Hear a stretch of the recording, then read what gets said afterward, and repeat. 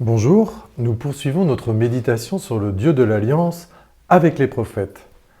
Aussitôt conclue, l'Alliance au Sinaï est trahie par Israël, qui retourne à l'idolâtrie en se fabriquant un veau d'or. Dieu, miséricordieux et fidèle, accepte l'intercession de Moïse et établit une nouvelle alliance. Au fil des siècles, malgré ses infidélités, le peuple de Dieu prend progressivement conscience non seulement de la grandeur de l'alliance conclue avec le Seigneur, mais aussi de son incapacité à y demeurer fidèle.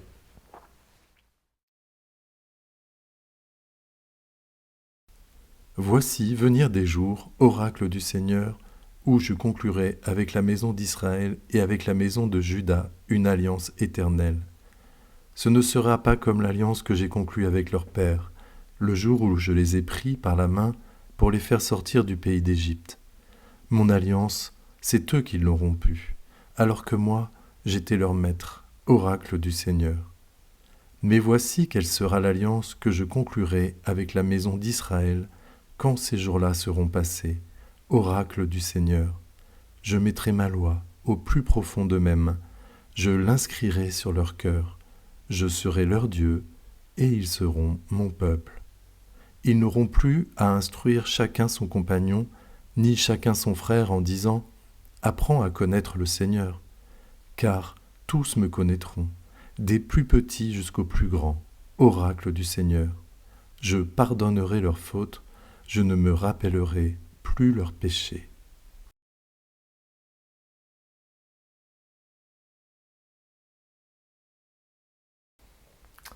Les prophètes, tel est le sens de leur mission, ne se contentent pas d'approfondir la doctrine de l'Alliance en soulignant les implications du pacte scellé au Sinaï. Tournés vers l'avenir, ils décrivent aussi le drame d'un peuple marqué par son infidélité. Dieu ne prend pas l'initiative de la rupture, car pour lui, l'Alliance est indissoluble. Il doit néanmoins en tirer les conséquences. Israël subira les justes répercussions de son infidélité, ruine de Jérusalem, exil, dispersion. C'est Jérémie qui exprime le plus puissamment cette incapacité de l'être humain à obéir pleinement à la loi de Dieu. Mon alliance, c'est eux qui l'ont rompue. Cette constatation doit le mener au désespoir, fait de lui le prophète d'une nouvelle alliance. Il prophétise entre les années 627 et 587 environ, avant le siège et la prise de Jérusalem par Nabuchodonosor et la déportation. De cette catastrophe ne survivra qu'un petit reste.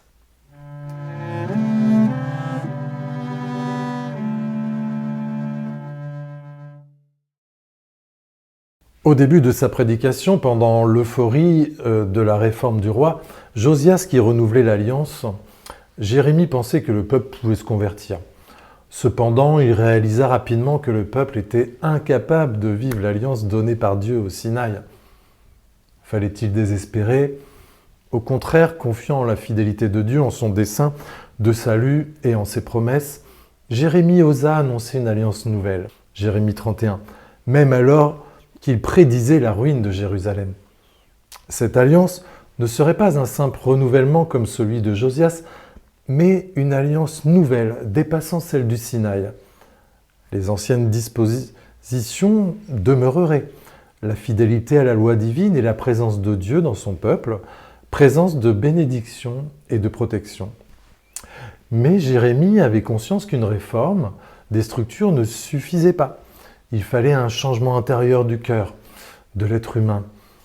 Pour les hommes, c'était impossible, mais pour Dieu, il pouvait se réaliser.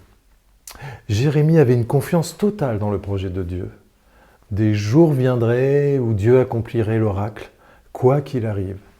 Les cœurs humains seraient transformés. Cette alliance serait vraiment nouvelle. Par l'alliance au Sinaï, Dieu libérait Israël de la servitude en Égypte.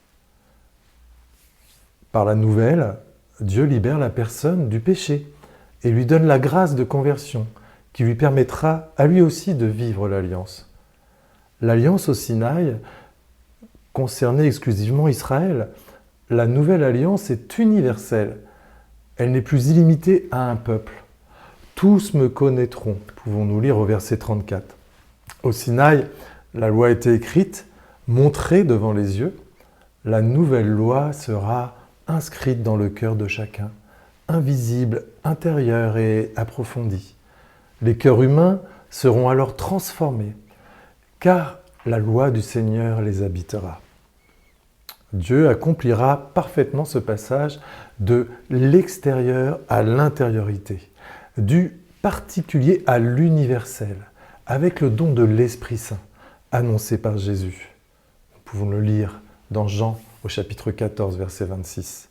Le Paraclet, l'Esprit Saint, que le Père enverra en son nom, lui vous enseignera tout et il vous fera souvenir de tout ce que je vous ai dit.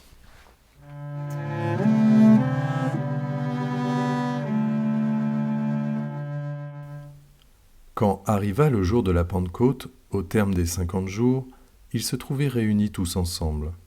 Soudain, un bruit survint du ciel comme un violent coup de vent. La maison où ils étaient assis en fut remplie tout entière. Alors leur apparurent des langues qu'on aurait dites de feu, qui se partageaient, et il s'en posa une sur chacun d'eux. Tous furent remplis d'Esprit Saint. Ils se mirent à parler en d'autres langues, et chacun s'exprimait selon le don de l'Esprit.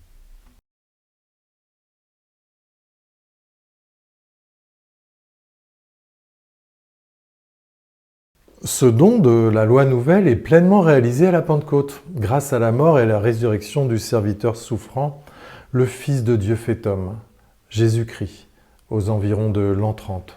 Dans la deuxième épître de Pierre, chapitre 1, verset 19, « Vous avez raison de porter votre attention sur la parole des prophètes, comme sur une lampe brillant dans l'obscurité, jusqu'à ce que paraisse le jour et que l'étoile du matin se lève en vos cœurs. » Prière eucharistique numéro 4. Père très saint, tu as créé l'homme à ton image et tu lui as confié l'univers, afin qu'en te servant toi seul, son Créateur, il règne sur la création.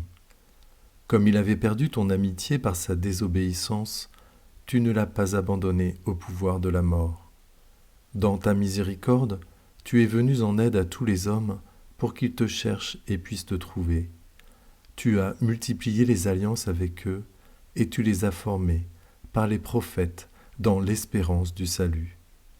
Tu as tellement aimé le monde, Père très saint, que tu nous as envoyé ton Fils unique lorsque les temps furent accomplis, pour qu'il soit notre Sauveur.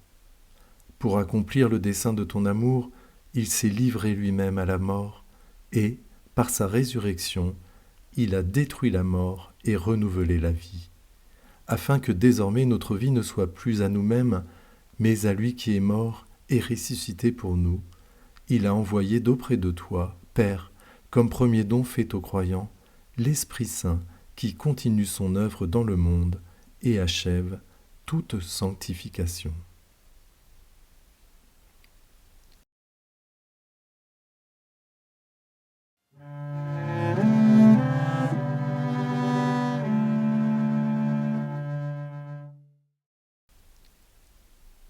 Ô Dieu, qui éclaire les âmes de tes fidèles par la lumière du Saint-Esprit, donne-nous, par ce même Esprit, de comprendre et d'aimer ce qui est bien, et de goûter toujours sa divine consolation.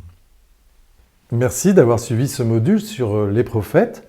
Nous vous donnons rendez-vous pour le module suivant qui sera sur la Nouvelle Alliance.